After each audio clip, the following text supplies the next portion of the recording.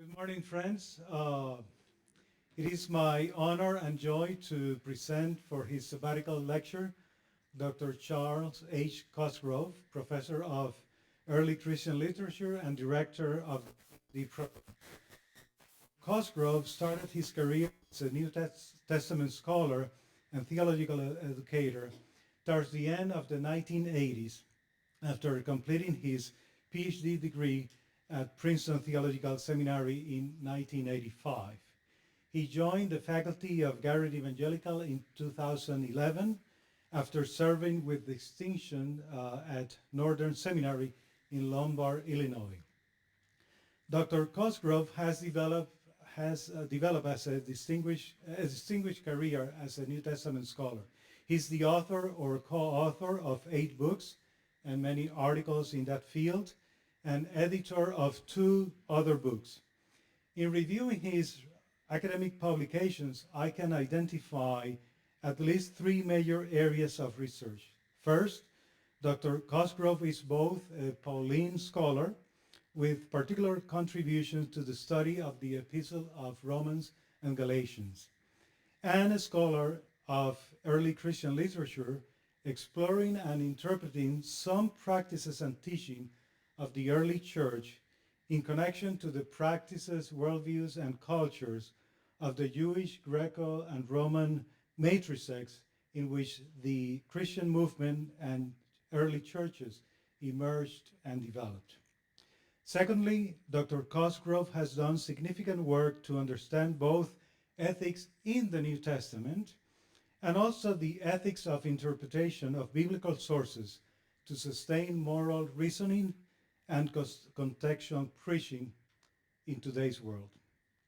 Finally, he has made important contributions to understand music in the early Christian churches. Perhaps his avocation for music as an accomplished and recorded trombone player has inspired and sustained his scholarly pursuit that will produce in the near future his 11th book, entitled Music in the Lives of the Early Christians, the First 4 Centuries.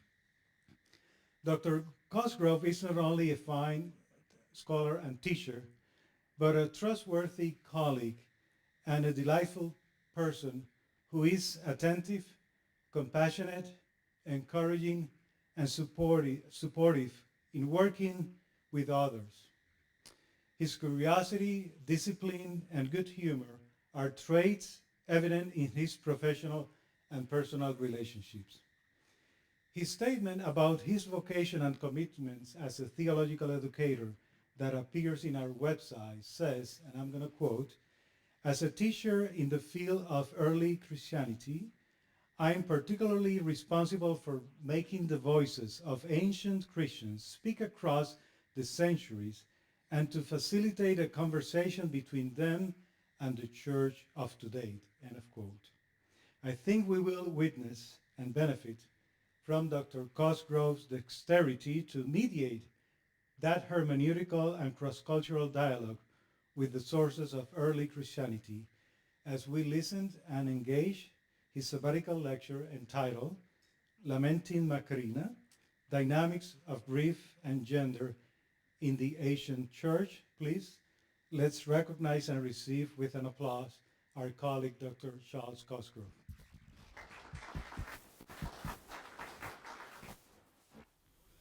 Apropos the trombone in the New Testament, when Luther translated 1 Corinthians and came to the statement, "The psalpinks will sound and the dead in Christ shall rise," he translated "deposauna," the trombone.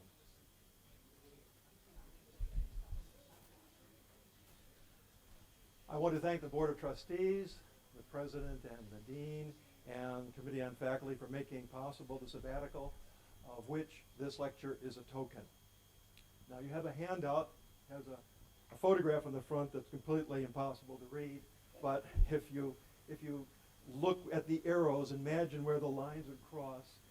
There in the darkness is the little city of Anissa, which will be important in my story. In the year 368 or 369, a vast region of Asia Minor fell victim to a famine. people from the countryside quickly used up their resources and began migrating to the cities for food and work. According to a contemporary account, food shortages were so severe that merchants were reluctant to part with their supplies, and urban bishops had to exert pressure to ensure that the starving were fed. Not everyone made it to a city. Some wasted away in their huts. Others perished during flight.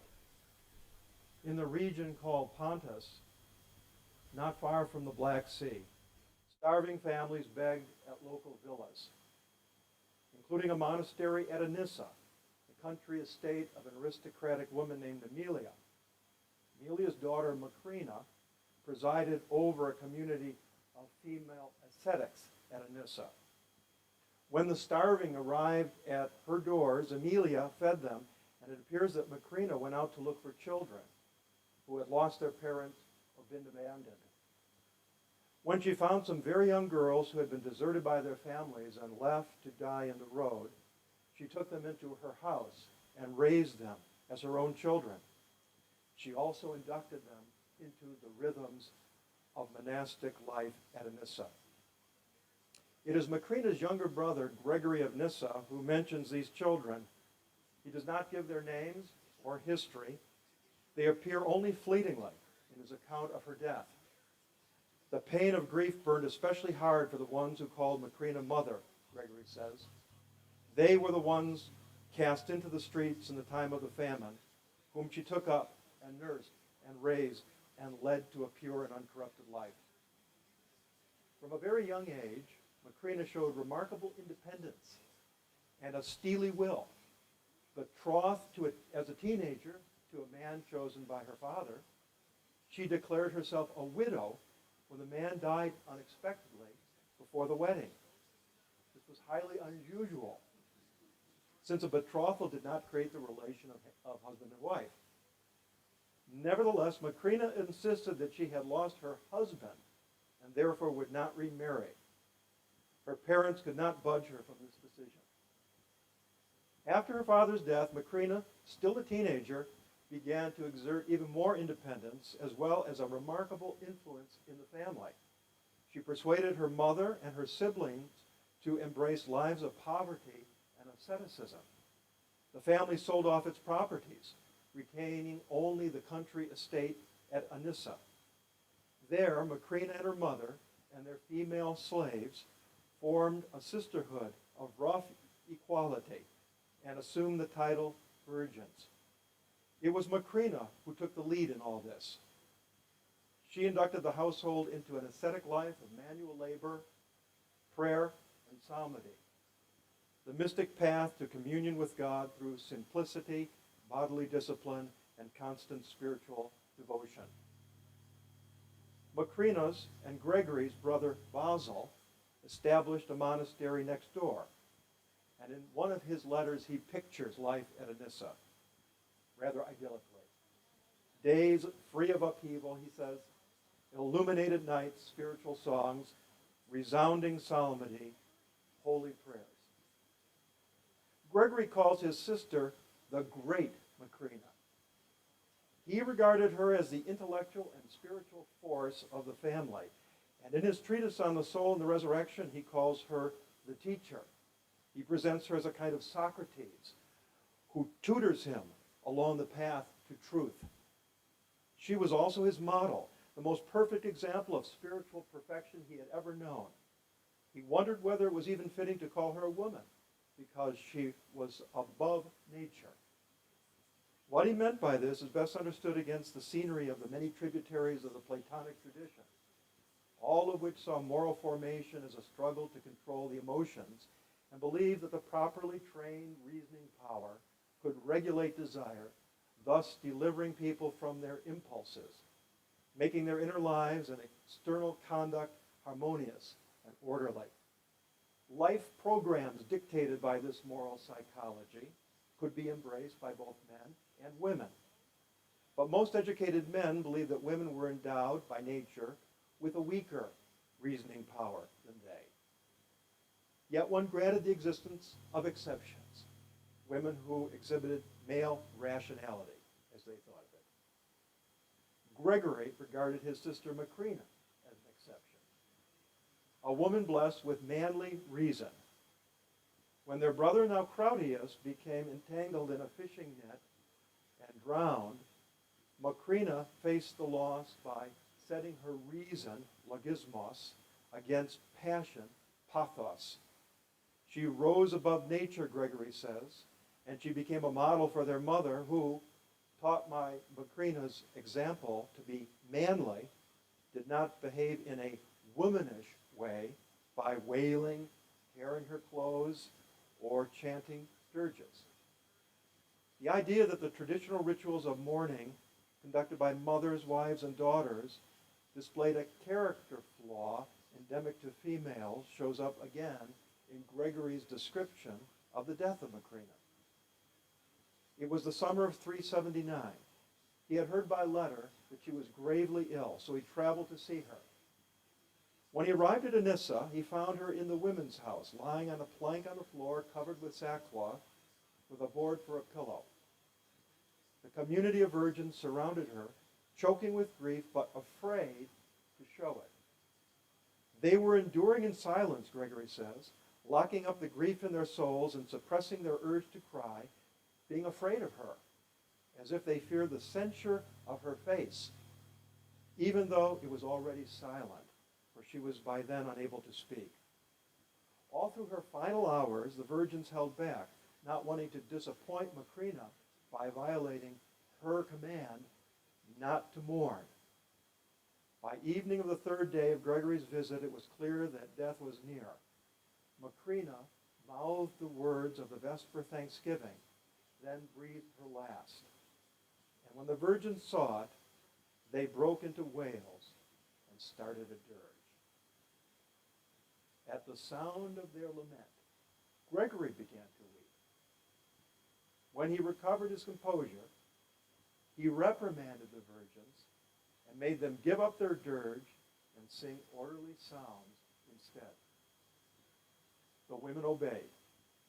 Thus we learn that for Gregory, the opposite of the womanish lament song is the manly biblical psalm.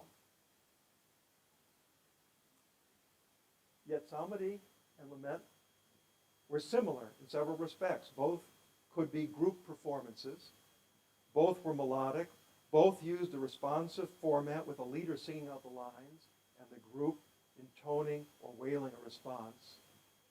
And both were performed with tears. A psalm calls forth tears from a stony heart, Basil says. The songs of David stir up fountains of tears, says Chrysostom. The fathers bless the tears shed when the devout pray the psalms because they express compunction, sorrow for one's sin, which is a good emotion. Nothing so binds and unites us with God, Chrysostom tells his congregation, as our tears. And Gregory describes how psalmodies resounded in the monastery at Anissa, day and night. Streams of tears poured out to the measure of a cup. Macrina permitted no other occasion for tears than psalmody.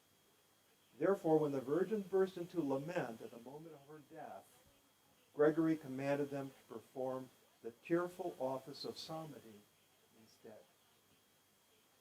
Psalmody was orderly. Lament was not. Mourning women wept with unbound hair. They poured dust on their heads. They tore their clothes and beat their breasts. They wailed their responses in the dirges, and not with the tight vocal unison characterizing good psalmody. Instead, they sang or wailed out of sync and discordantly.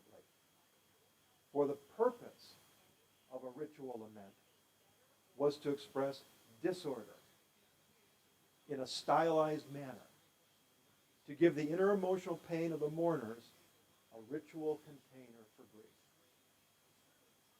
Gregory and the other bishops opposed the traditional customs of the lament as womanish, and they said that they implied lack of faith.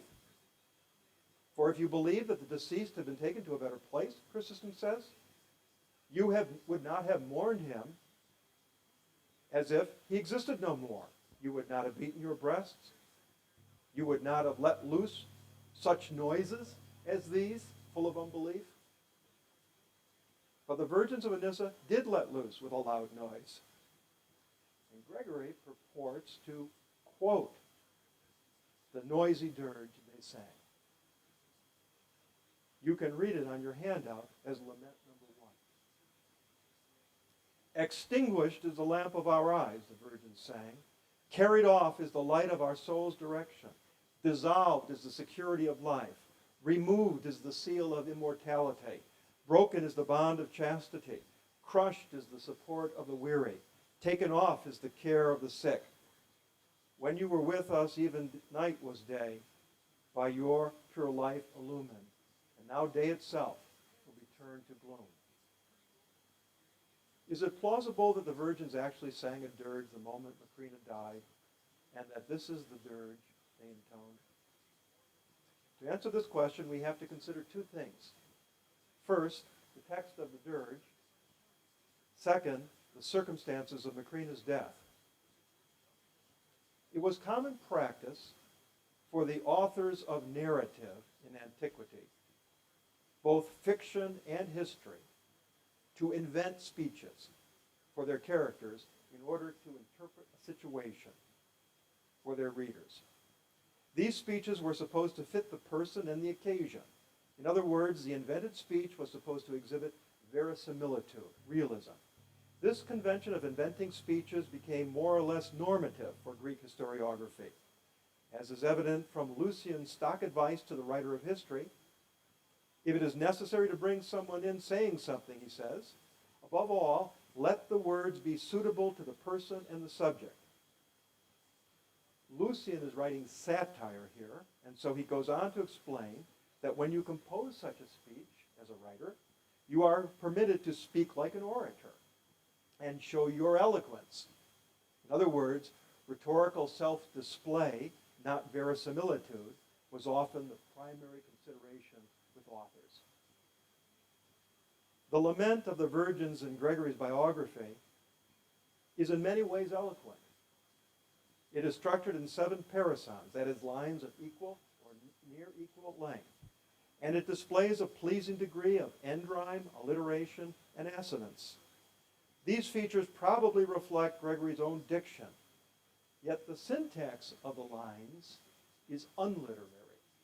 Specifically, the string of parallel sentences, all starting with their main verbs, followed immediately by their grammatical subjects. This style is rare in ancient Greek literature. As far as I can establish, it occurs only in laments and lament-like passages. I've been collecting examples over the last few years, and you can see them on your handout. Let me quote one from a Greek epigram, number 2. This to you, Artemidorus, with this thing, upon this marker a mother cries, 12-year-old, lamenting your fate. Lost is the whole of my labor pains, to pain, to burning grief. Lost is the entire trouble of fathering. Lost, too, my vanished joy in you. For in the hard place, in the place of no return, you walk with those below. You did not reach manhood, my child, and instead of you, a block of stone is left to us, and silent dust. This poem by Antipater of Sidon dates to the 2nd century BCE. We can get a better idea of the lament form it uses by consulting Margaret Alexiou's comprehensive treatment of ancient Greek lament. She identifies the following formal aspects of lament: second person address to the deceased, statements of what the deceased will never experience or achieve, and references to what the mourner suffers as a consequence of the death. Each of these features is found in Antipater's depiction of a lamenting mother. In addition, the Antipater lament also shows the parallelistic style exhibited by the lament for Macrina. 3 declarations of grief, they're italicized in the translation, each of which has the same structure. Verb, oleto, in first position expressing loss, followed immediately by the grammatical subject, a noun clause designating what has been lost. For convenience, I will refer to this as verb initial subject parallelism, or VIS parallelism. Another epigram by Antipater, this one an epitaph for the poet Anacreon, shows the same style. It's number 3 in your handout. You sleep among the dead. Now the you is not expressed in Greek, it's implied by the verb. You sleep among the dead, Anacreon, having worked at good things. Sleeps too the sweet night-talking Cythera. Sleeps as well Smerdis, the spring yearning, to whom you, soothing, used to play on the lyre a melodious song like nectar. This is not a lament, but it borrows features of lament style. Second person address and references to what the deceased will no longer do. Antipater again uses verb-initial parallelism in a threefold pattern. Alexiou and subsequent students of Greek lament did not notice what I've been calling VIS parallelism in laments, perhaps because the evidence is so widely dispersed and some of it is not easy to spot unless one has first discovered the obvious examples and compared them. Consider the following passage from Sophocles' Electra, in which Electra laments Orestes. It's number 5 in your handout. And now vanished this in one day, in your dying, snatching up everything like a whirlwind you have gone away. Gone is my father, verb. Killed, verb, I myself, subject by you. Gone are you yourself, dying. Laughing are our enemies. These all start with verbs. It's hard to express them in a clearly verbal way for us in English, but they're all verb subject. Going mad with delight is our mother's unmotherly mother, of whom you often told me in secret that you would come yourself as her executioner. A lovely thought.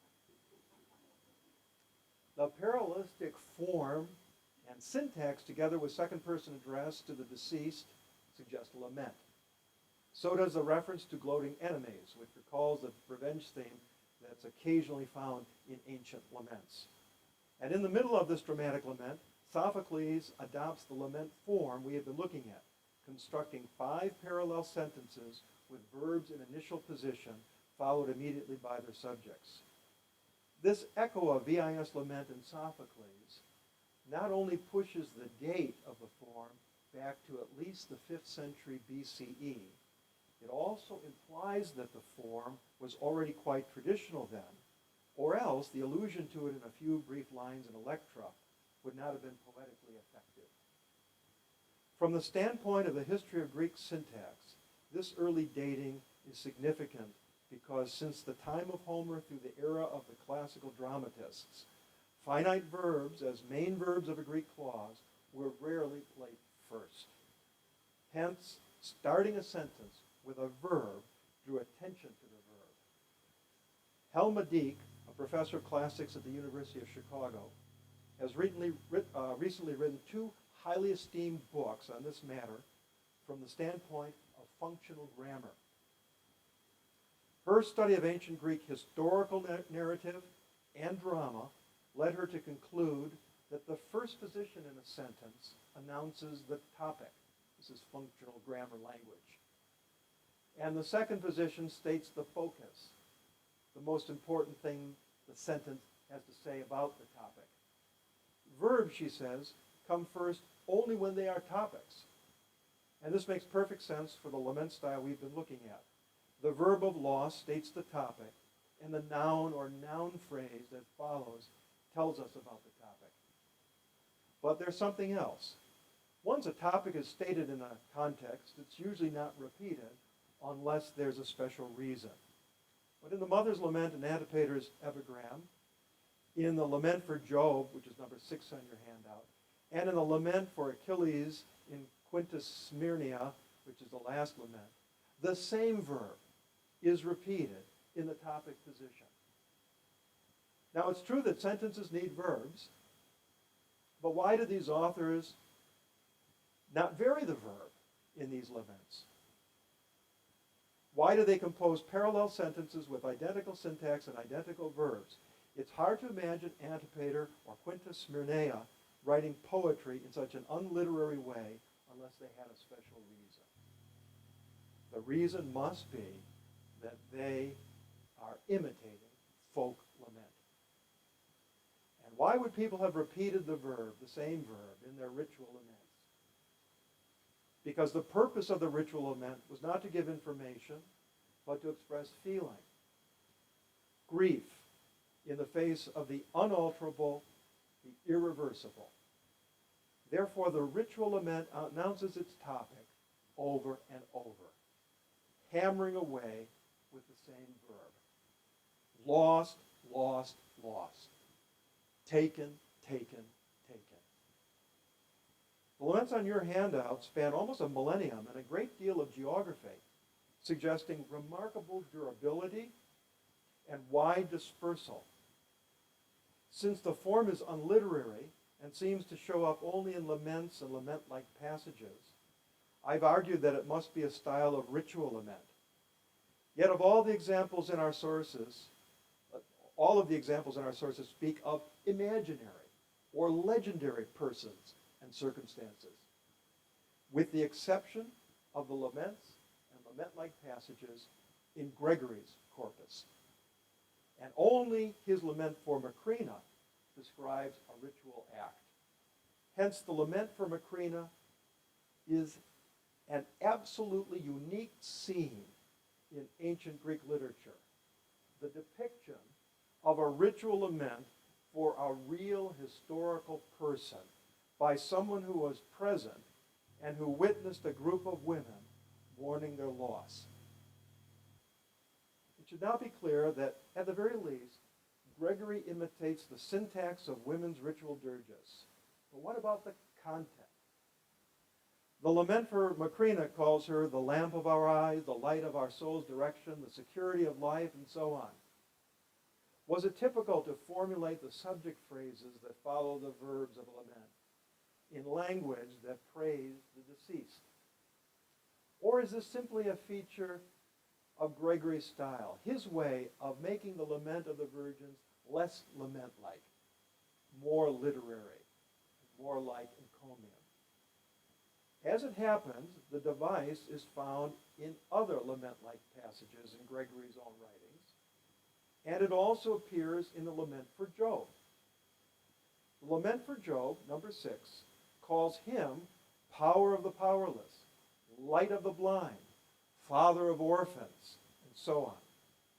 This parallel shows that Gregory is also imitating lament style when he formulates similar phrases about Macrina. This was probably one way in which the VIS style was formulated in ritual lament for a person who was highly revered in a family or community.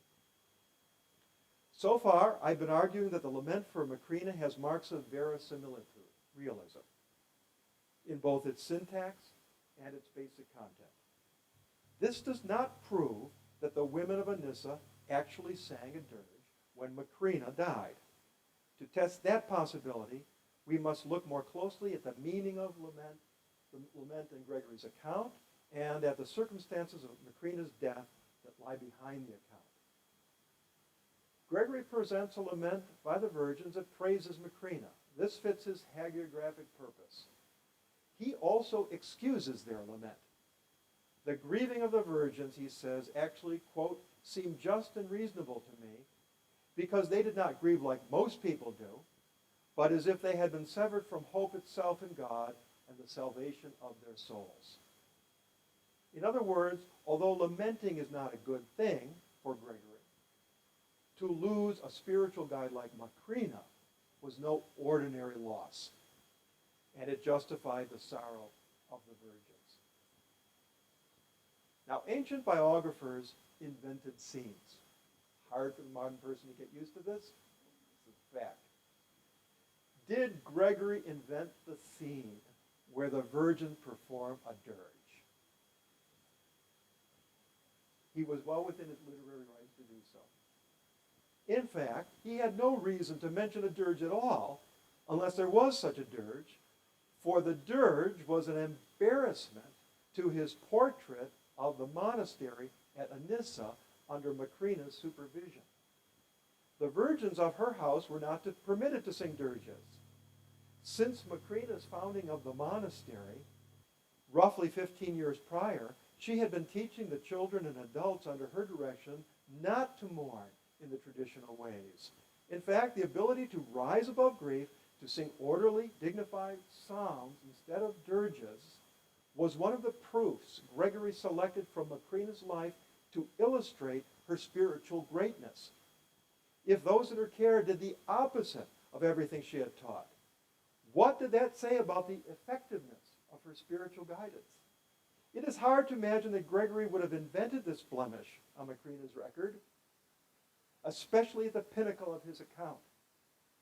Or, to put the argument the other way around, if there was no dirge, Gregory certainly would have made much of that fact. He would have celebrated that the virgin did not sing a dirge, for that would have redounded to Macrina's credit, showing that she had trained the women of her community so effectively that they kept her precepts even under the duress of losing her.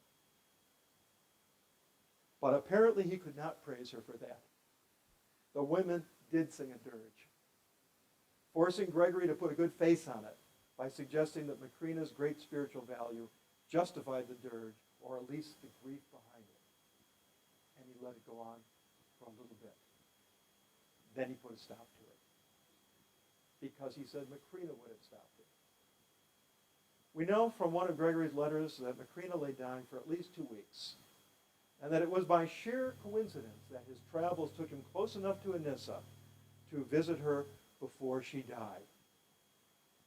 This tells us two things. First, the women had plenty of time to prepare a lament, at least in their minds, in order to be ready.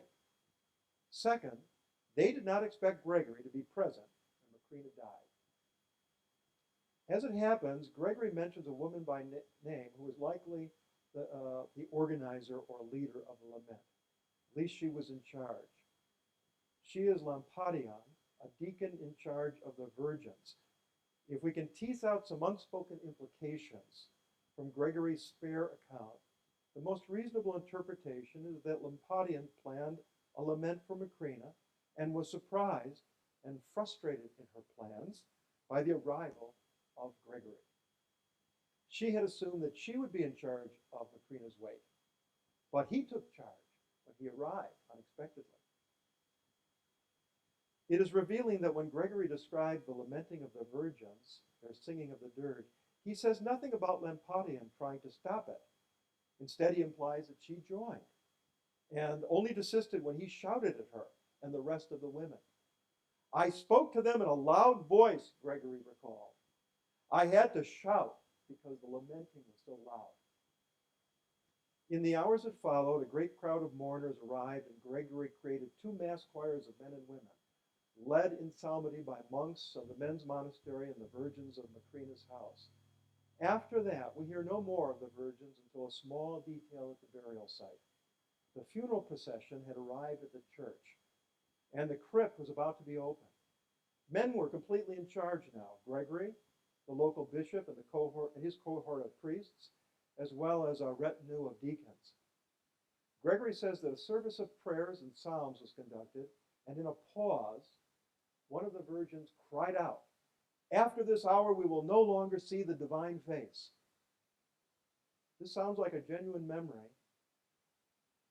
And given what Gregory says about who took Macrina's death the hardest, it was probably one of the orphans who cried out. The wording is no doubt a close approximation of what this anonymous orphan, now in her late teens or early 20s, in fact said in the moments before the body of Macrina was covered and entombed. Mourning Macrina, she praised Macrina. And the rest of the virgins took up the same cry, Gregory tells us, formulating it as a lament.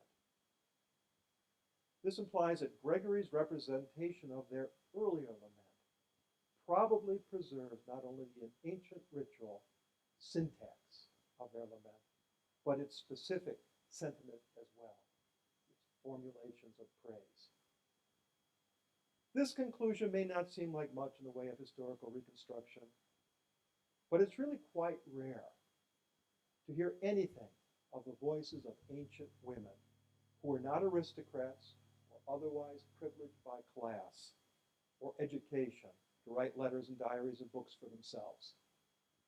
The rest are represented only secondhand in literature, and when they speak, their words are usually what a male writer thinks fitting to put in their mouths, or what he has heard from someone else who thought it fitting to put certain words in their mouths. Given the oblivion into which the history of everyday ancient women is sunk, even to know the syntax of their ritual laments is precious. But there's more. We know that late Christians of the 4th century did many things that bishops told them not to do. That they did not give up their exuberant celebrations with dance and traditional song, or their emotional rituals of loss just because the local bishop disapproved and insisted on nothing but psalmody and prayer in times of joy and sorrow. Ramsay MacMullen has dubbed the non-elite urbanites and rural people of this stripe a second church. They were so exuberant at martyrs' festivals, so noisy sometimes, the preachers could not be heard. That happened to Gregory. He was preaching a Martyrs' Day sermon.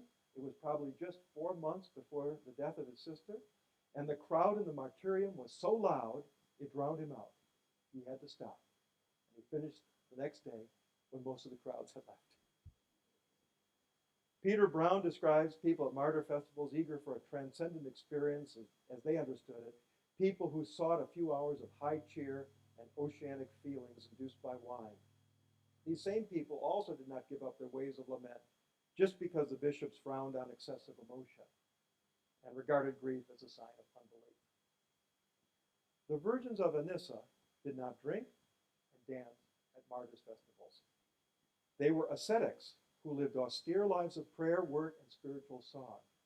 They were dedicated to the path of self-renunciation and detachment from the world in preparation for angelic life in heaven. But when Macrina died, they revolted against the monastic ban on lament. They held off out of respect for Macrina. Then, when they were sure she was dead, they mourned for all they were worth in the old-fashioned, loud, disorderly way of the dirge that the bishops called womanish and faithless. What the virgins of Anissa thought about the label womanish is hard to say given the gender codes of their culture. But they certainly would not have called their lament faithless. We can picture them, a small circle of ascetic women crammed into the little room where Macrina's body lay. Among them, the orphan girls of rural Pontus who had been abandoned to the roads during the famine and were now in their late teens and early 20s, bewailing the loss of the one who rescued them, the one they loved as a mother. We do not know their names, but we know the syntax of their chant, which was already old in the time of Sophocles. We know the essential sentiment of their dirge, too, how they praised Macrina even as they disobeyed her. And we can almost hear them singing loudly, passionately, disorderly, asserting their own idea of what this moment of loss requires, no matter what bishops say. Thank you.